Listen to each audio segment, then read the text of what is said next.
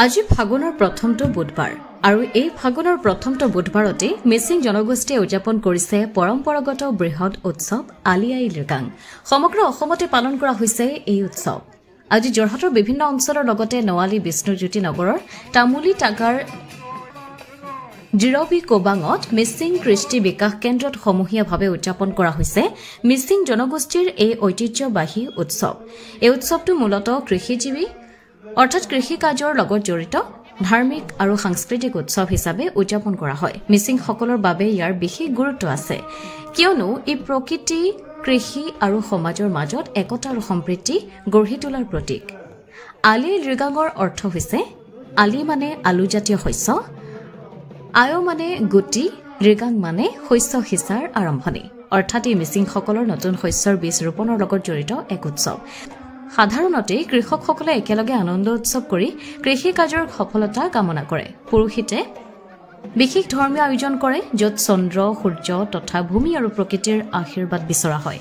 গাঁওবাসীসকলে মিলি নাচ গান, খেলা ধূলা আৰু নানান সাংস্কৃতিক কাৰ্যসূচীৰ আয়োজন কৰে। আলি আই লৃগাঙৰ মিচিংসকলৰ বাবে কেৱল এটা উৎসৱ নহয়, এয়া হৈছে তেওঁলোকৰ সংস্কৃতি, ঐতিহ্য আৰু কৃষি জীৱনৰ এক অপৰিহাৰ্য অংগ। আজি বিষ্ণুপুৰ নগৰৰ টাকাৰ জিৰবি সৌজন্যত আয়োজন কৰা হৈছে এই বৃহৎ উৎসৱটি। পৰম্পৰাগত ৰীতি নীতি অনুসৰি এই আলি আই লৃগাং উৎসৱত পালন কৰা হয় আৰু ইয়াৰ লগতে মিচিং জনগোষ্ঠীৰ নৃত্যৰ লগতে এক সাংস্কৃতিক অনুষ্ঠানৰ আয়োজন কৰা হয়। যোৰহাটৰ পৰা অনুপম বৰাৰ ৰিপৰ্ট, পোহৰ live 8।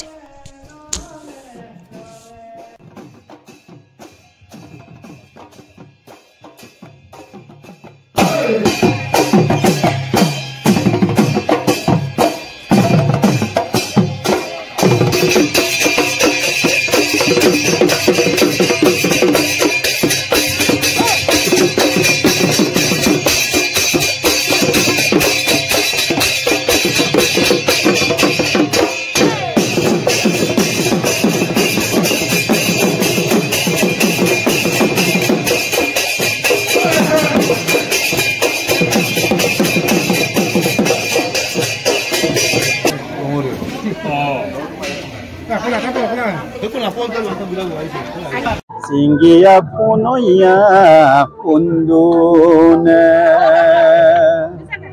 mising raga mapga ali ai lৃগাং ngandone oya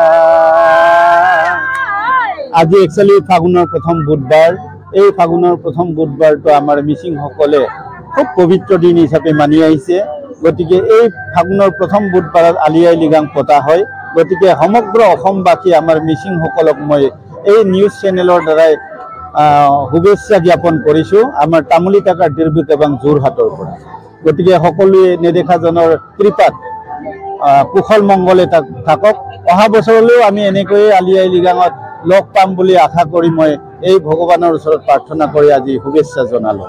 আৰু আলি আই লৃগাংটো একচুৱেলি আমাৰ হৈছে ফাগুনৰ প্ৰথম বুধবাৰ দিনাখন আমাৰ আলি লৃগাং কৰা হয়, অৰ্থাৎ আমাৰ গুটি হিচাপ হ'ব কৰা হয়। এই আলি মানে হ'ল মাটিৰ তলত হোৱা এবিধ আলু, কাঠ আলু হ'ব পাৰে, মিঠা আলু বা কচু আলু, আৰু গুটি মানে হৈছে ওপৰত হোৱা এবিধ গুটি ফল। এই ধান গোমধান ইত্যাদি।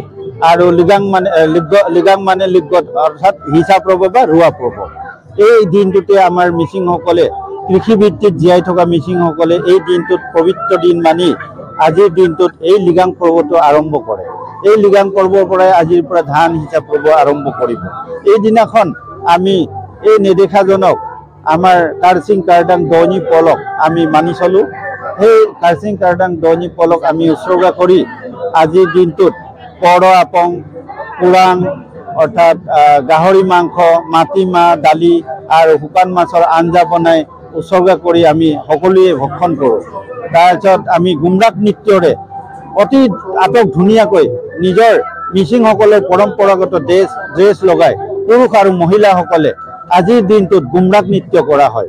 5 পাককৈ আমি ঘূৰোঁ, য'ত আমি ধান হিচাপ পৰ্ব আৰম্ভ কৰোঁ, তাতে 5 পাককৈ আৰম্ভ কৰি আমি আজি দিনটোৰ কাৰ্যসূচীৰে আজি দিনটো কোনোবা আনন্দিতম ঐনিতম গুমৰাগ নৃত্য আদি কৰি আমি আজি কাৰ্যসূচী পালন কৰিম এয়াই আমাৰ আলি আই লৃগাঙৰ মেইন উদ্দেশ্য কি ফাগুনৰ প্ৰথম বুধবাৰ আমি সকলো মিচিং ৰাইজে আলি আই লৃগাং পাতো এইটো লক্ষী বুলি মানে হেৰি দিনটো আমি লক্ষী বুলি গণ্য কৰো সেইকাৰণে সবে নিজৰ ট্ৰেডিশনাল ড্ৰেছ লৈ পিনি ভিত্তিক উৎসৱটো আমি উদযাপন কৰো আৰু ইয়াৰ লগতে আমি বাৰেৰহণীয়া শিল্পী মাতি আনি কৃষ্টি আমাৰ নিজৰ পৰম্পৰা খাদ্য সম্ভাৰ আপং ওৰাং আপি নেগ আদি নেবু কয় জানে এইবোৰ আমি আজি অৱদান কৰো অতিথিক আমি দিওঁ আৰু ঘৰলৈকো বা যতে আমাৰ খেতি পথাৰ যতে মানুহ লোক সবকে আমি এইদৰে নিমন্ত্ৰণ কৰি পিনি মাতি আনি খুৱাওঁ আৰু এই উৎসৱটি সেইকাৰণে আমাৰ বছৰত এবাৰ আহে কাৰণে আমি সকলোৱে বৰ লগে ৰং ধেমালিৰে বহুত ধুনীয়াকে আন্তৰিকতাৰে পালন কৰো কালাৰফুল ড্ৰেছ থাকে আমাৰ চবৰে অন্তৰবোৰ বহুত